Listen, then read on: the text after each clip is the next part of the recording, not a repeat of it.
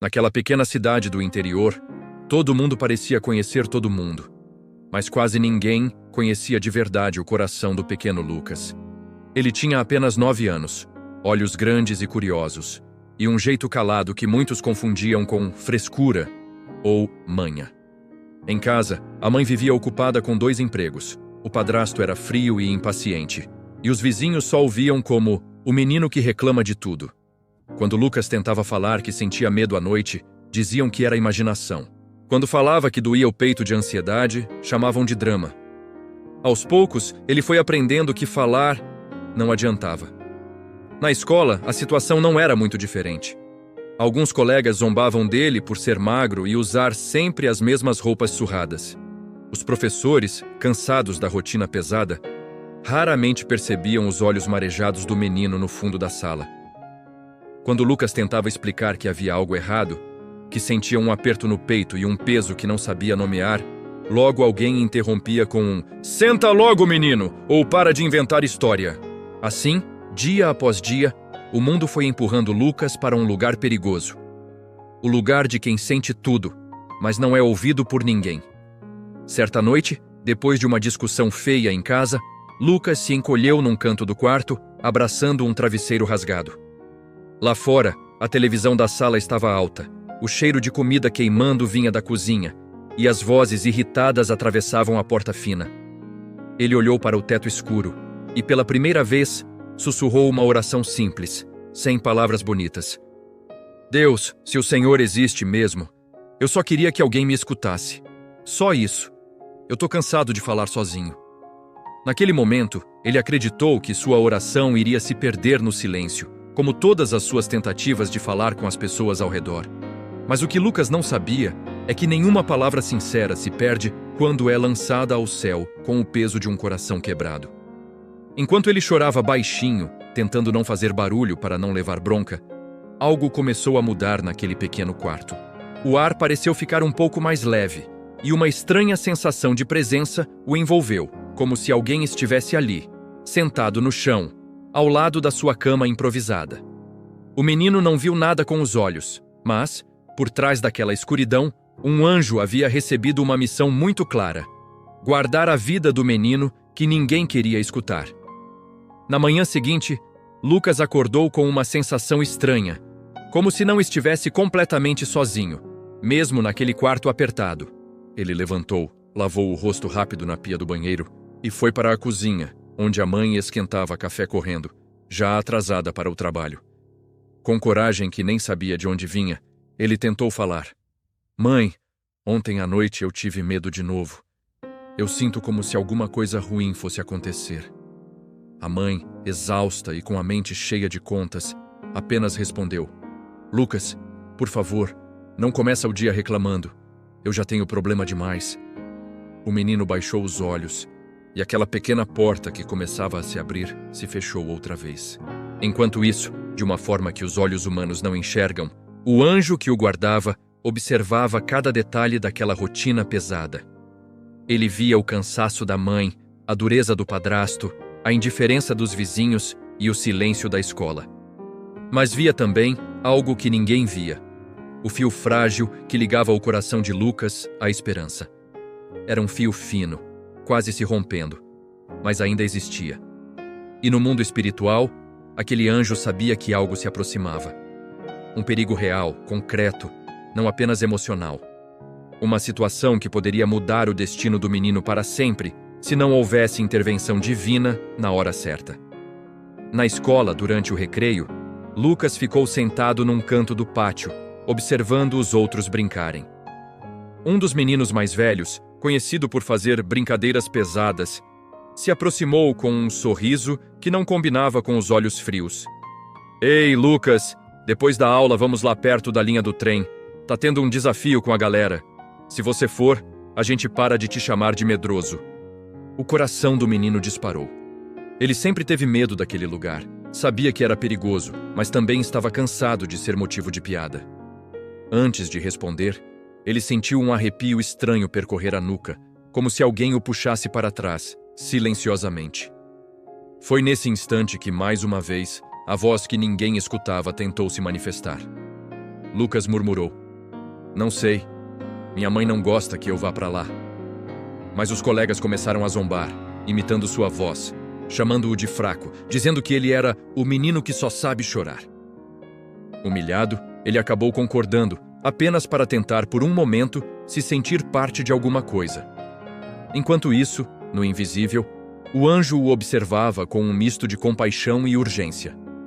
Ele sabia que o convite para aquele desafio não era apenas uma brincadeira de mau gosto. Era uma armadilha perigosa, e o tempo para agir estava ficando cada vez mais curto. Naquele fim de tarde, o céu começava a mudar de cor, misturando tons de laranja e cinza, quando Lucas saiu da escola com a mochila leve e o coração pesado. Os colegas que tinham combinado o desafio se aproximaram, rindo alto, empurrando-o de leve para que ele fosse junto. Anda logo, Lucas. Hoje você vai provar que não é medroso, diziam. Ele olhava para a rua que levava direto para casa e depois para a viela estreita que seguia em direção à linha do trem. Dentro dele, uma batalha silenciosa acontecia, e ninguém ao seu redor fazia ideia. Mas, mais uma vez, ninguém perguntava o que ele realmente queria. Enquanto caminhavam, o grupo fazia brincadeiras, chutava latas pelo caminho, falava alto, tentando transformar a tensão em diversão. Lucas andava um pouco atrás, sentindo aquele mesmo arrepio na nuca, aquela sensação de que algo o chamava para longe dali. Em seu coração, ele lembrava da oração que havia feito na noite anterior. Deus, se o Senhor existe mesmo, me escuta. Foi então que, de repente, uma pequena pedra rolou sozinha bem na frente de seu pé, fazendo-o tropeçar levemente. Ele parou por um segundo, olhou em volta, mas achou que era apenas coincidência. O que ele não sabia é que no mundo espiritual, nada daquilo era acaso. O anjo que o acompanhava vinha ao lado do menino, quase como um guarda-costas invisível. Se os olhos humanos pudessem ver, talvez enxergassem uma figura serena, porém em alerta, estendendo a mão em direção a Lucas, tentando frear seus passos, sussurrando ao seu coração que aquele caminho não era seguro.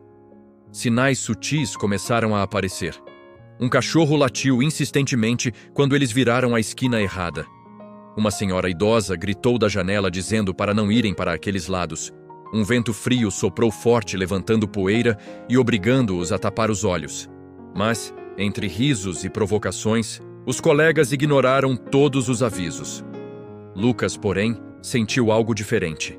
Cada passo em direção à linha do trem parecia mais pesado que o anterior, como se estivesse andando contra uma força invisível.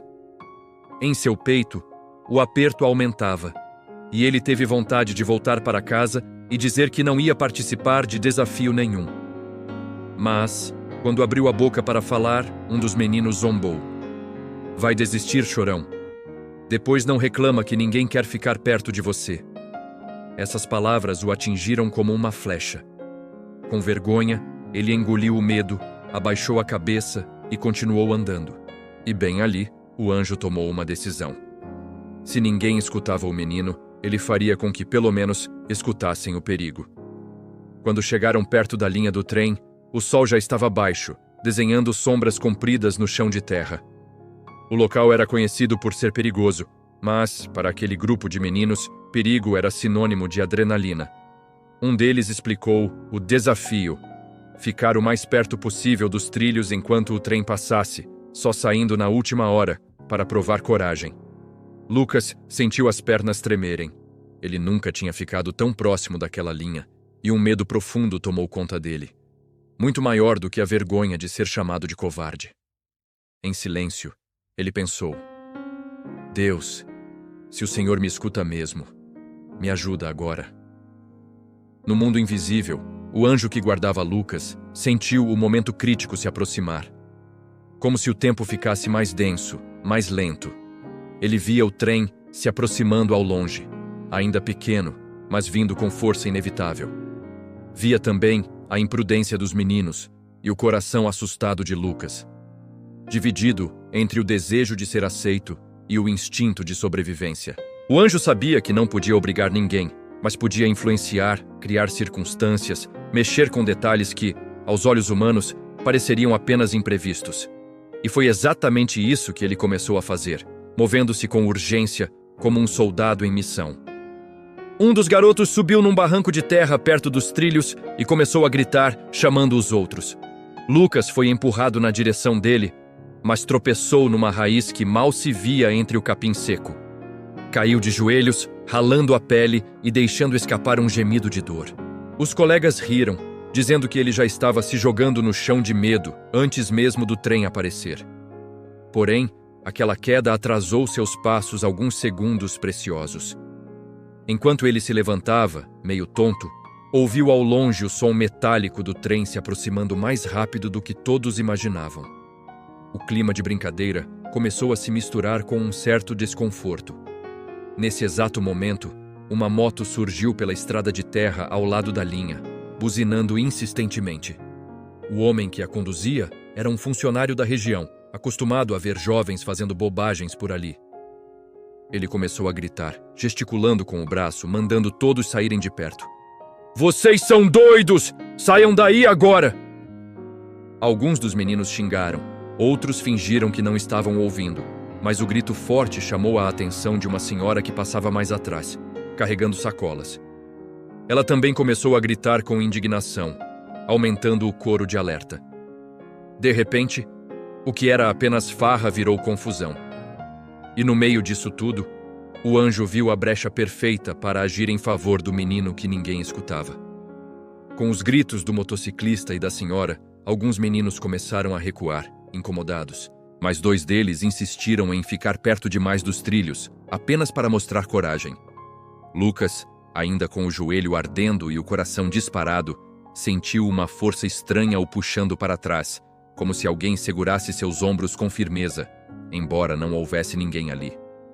De repente, o som do trem ficou ensurdecedor, muito mais próximo do que todos imaginavam. Um vento forte precedeu a passagem dos vagões, levantando poeira e assustando até os mais ousados. Foi nesse instante que Lucas, tomado por um impulso que não parecia vir só dele, gritou com toda a força que tinha: "Sai daí agora!" Seu grito ecoou pelo ar com uma intensidade que ninguém esperava daquele menino quieto. Por um segundo, até o motociclista e a senhora se calaram, surpresos. Os 2 colegas que ainda estavam perigosamente perto dos trilhos hesitaram e olharam para Lucas, confusos. E naquele milésimo de segundo, algo aconteceu. Um pedaço de pedra cedeu sob o pé de um deles, fazendo-o escorregar para trás. O outro, assustado com a queda do amigo e com o trem já passando ao lado, também recuou por reflexo. O trem passou com violência, tão perto que o chão pareceu tremer. Se tivessem permanecido onde estavam, poucos centímetros teriam feito a diferença entre vida e tragédia. Depois que tudo terminou, o silêncio caiu pesado sobre o grupo. O motociclista desceu da moto indignado, deu uma bronca geral e pediu os nomes de cada um. A senhora balançava a cabeça, repetindo que aquilo era uma loucura. Alguns meninos ainda riam sem graça, tentando disfarçar o medo, mas todos sabiam, no fundo, que tinham passado perto demais do limite. Um dos garotos olhou para Lucas, ainda ofegante, e disse meio sem jeito: "Se você não tivesse gritado, a gente não tinha saído a tempo." Pela primeira vez, aquelas crianças reconheceram que a voz de Lucas tinha valor. E naquele instante, o menino que ninguém escutava finalmente foi ouvido. Naquela noite, já em casa, Lucas se deitou cansado, o joelho ardendo e o coração estranho, misturado entre medo e gratidão. Ele lembrou da cena inteira como se fosse um filme, e da coragem que surgiu do nada quando ele gritou. Olhando para o teto escuro, repetiu em pensamento: "Deus, se foi o Senhor que me escutou, obrigado por ter mandado alguém para cuidar de mim." No invisível, perto de sua cama simples, o anjo o observava com um sorriso sereno. A missão não havia acabado, porque a vida ainda traria muitas batalhas. Mas, naquele dia, a vida de um menino foi preservada. E mesmo que o mundo ainda nem desconfiasse, foi um anjo vigiando em silêncio que salvou o menino que ninguém queria escutar. No dia seguinte, ao chegar à escola, Lucas sentiu algo diferente no ar. Não era que, de repente, todos tivessem se tornado seus melhores amigos, mas os olhares haviam mudado. Já não eram apenas de deboche ou impaciência, havia um certo respeito misturado à curiosidade. Um dos garotos, que quase foi atingido pelo trem, se aproximou devagar, coçando a nuca, e disse: "Ei, valeu por ontem. Se você não tivesse gritado, a gente estava ferrado." Lucas não soube o que responder e apenas deu um meio sorriso tímido. Dentro dele, porém, algo se aqueceu. A sensação de que, finalmente, sua voz tinha algum peso no mundo. Na sala de aula, a professora pediu para os alunos escreverem sobre um dia que marcou a sua vida. Enquanto todos reclamavam do tema, Lucas ficou parado, olhando para o caderno em branco. As lembranças da linha do trem voltaram com força, e por um instante, a mão dele tremeu. Ele decidiu não esconder nada e começou a escrever com cuidado, contando desde o convite dos colegas até o momento exato em que sentiu coragem para gritar. Não usou palavras difíceis nem exageros, apenas a verdade que carregava no peito. Ao terminar, releu tudo e sentiu os olhos arderem, mas dessa vez não de vergonha, e sim de alívio. Quando a professora começou a recolher os cadernos, algo a chamou a atenção no semblante de Lucas. Ele parecia mais sério, mais concentrado do que de costume. Curiosa, ela leu seu texto ainda ali na mesa, enquanto os alunos copiavam uma outra atividade. À medida que avançava nas linhas, sua expressão mudou. Dos olhos cansados surgiu um brilho de preocupação genuína. Ela percebeu que o que estava ali não era apenas uma redação escolar, mas um pedido silencioso de ajuda, repetido várias vezes e nunca ouvido. Naquele instante, o coração da professora foi tocado de um jeito que ela não conseguia explicar totalmente. No horário do intervalo, em vez de simplesmente mandar Lucas ir brincar, a professora o chamou para uma conversa no corredor. Sentou-se ao lado dele em um banco de madeira e, com voz suave, disse: "Lucas, eu li o que você escreveu. Isso aconteceu mesmo?" O menino engoliu seco, com medo de ser acusado de exagero, mas acabou balançando a cabeça afirmativamente. Para sua surpresa, ela não o repreendeu nem minimizou seus sentimentos. Ao contrário, ouviu cada detalhe com atenção, fez perguntas com interesse sincero e, pela primeira vez em muito tempo, ele teve a sensação de estar sendo verdadeiramente escutado por um adulto. Enquanto Lucas falava, no invisível, o anjo observava a cena com profunda alegria. A missão de salvá-lo não era apenas física, incluía também curar aos poucos as feridas de um coração que havia sido calado tantas vezes. A presença daquela professora, disposta a ouvir, fazia parte do plano de Deus, que usa pessoas comuns para cuidar dos seus filhos. Do lado de fora, tudo parecia apenas uma conversa simples entre aluno e professora. Mas, do lado de dentro, no território das emoções, aquele diálogo abria uma porta para que o menino não se sentisse mais sozinho nas próximas batalhas. Nos dias seguintes, pequenas mudanças começaram a acontecer. A professora conversou com a direção da escola e sugeriu um trabalho sobre segurança perto da linha do trem, transformando a experiência de Lucas em alerta para outros alunos, sem expô-lo diretamente. Em casa, depois que o motociclista contou o que tinha visto, a mãe de Lucas levou um susto ao descobrir quão perto o filho havia chegado do perigo. Ela, que vivia afogada em problemas, percebeu que estava perdendo as pistas do que se passava no coração do menino. Naquela noite, sentou-se ao lado dele na cama e, mesmo com vergonha, pediu desculpas por não ter prestado atenção antes. Lucas ouviu o pedido da mãe com lágrimas silenciosas. Não era fácil para ela admitir falhas, e ele sabia disso. Quando ela perguntou: "Por que você não me contou que estava com tanto medo?" Ele respirou fundo e respondeu com sinceridade: "Eu tentei, mãe, mas parecia que ninguém queria ouvir." Essas palavras atravessaram o peito dela como uma flecha. Abraçando o filho com força, prometeu, ainda que sem saber exatamente como, tentar ser mais presente, olhar com mais cuidado, ouvir com mais paciência. No invisível, o anjo assistia àquela reconciliação com reverência, porque sabia que esse tipo de milagre também é grande. Com o passar do tempo, Lucas não deixou de ter dificuldades, medos ou dias tristes. A vida não virou um conto de fadas de uma hora para outra. Mas algo essencial havia mudado. Ele já não se via mais como um menino cuja voz não importava. Depois daquele dia na linha do trem e de tudo o que aconteceu em seguida, Ele começou a acreditar que Deus realmente o escutava, mesmo quando ninguém mais parecia disposto a ouvir. E sempre que o coração apertava de novo, ele lembrava da sensação de uma mão invisível em seus ombros, do grito que saiu de dentro dele e salvou vidas, e da certeza silenciosa de que, a cada passo, ainda havia um anjo vigiando em silêncio o menino que um dia o mundo tentou ignorar.